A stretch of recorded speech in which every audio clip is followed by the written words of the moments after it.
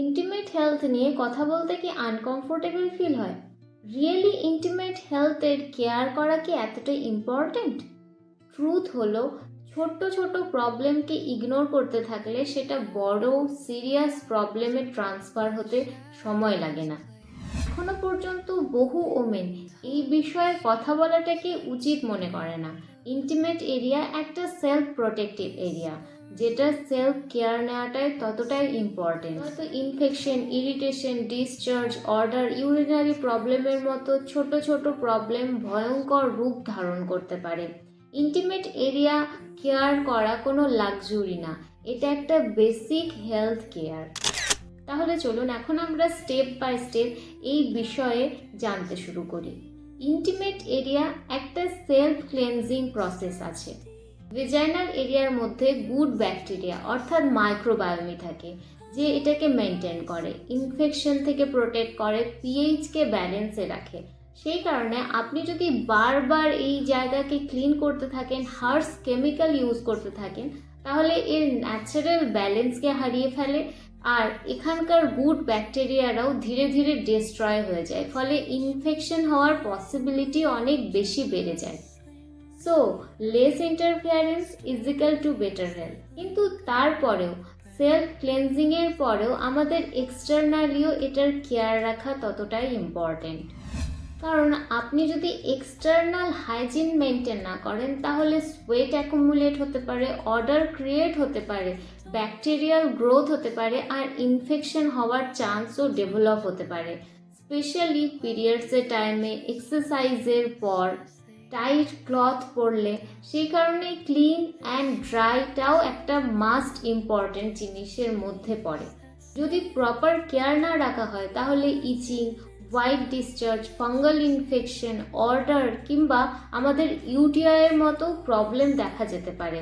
ছোট ছোট প্রবলেমকে ইগনোর করতে থাকলে সেটা একটা বড় রূপ ধারণ করতে পারে। আর এখানেই বেশিরভাগ ওমেনরা কিছু কমন মিস্টেক করে থাকে।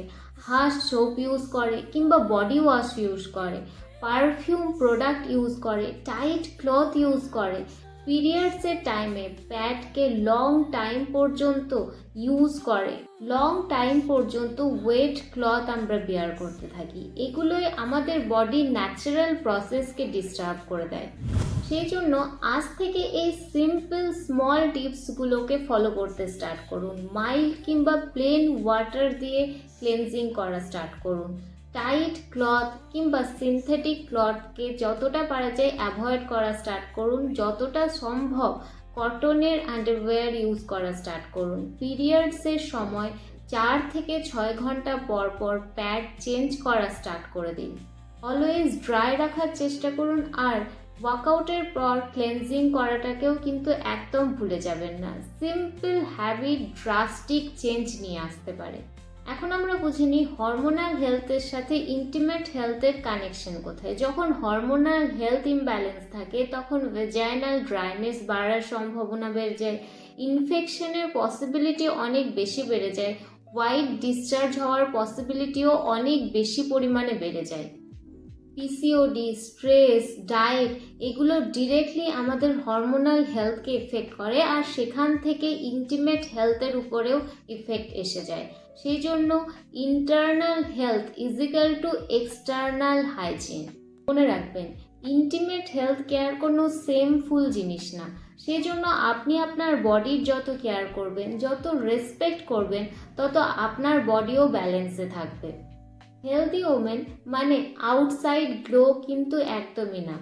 আউটসাইডের সাথে সাথে ইনসাইড গ্লোটাও ততটাই ইম্পর্টেন্ট। যদি আপনি আপনার হেলথ নিয়ে সিরিয়াস থাকেন, তাহলে আমার চ্যানেলকে এক্ষুনি ফলো করে নিন, আর শেয়ার করুন তাদের সাথে যারা এটাকে একটা ট্যাবু বলে এখনো মনে করে, কিন্তু জানাটা ততটাই ইম্পর্টেন্ট বলে আপনার মনে হচ্ছে।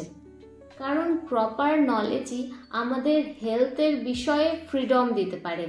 ততক্ষণ পর্যন্ত মনে রাখবেন, ইয়োর হরমোন, ইয়োর ফ্রিডম।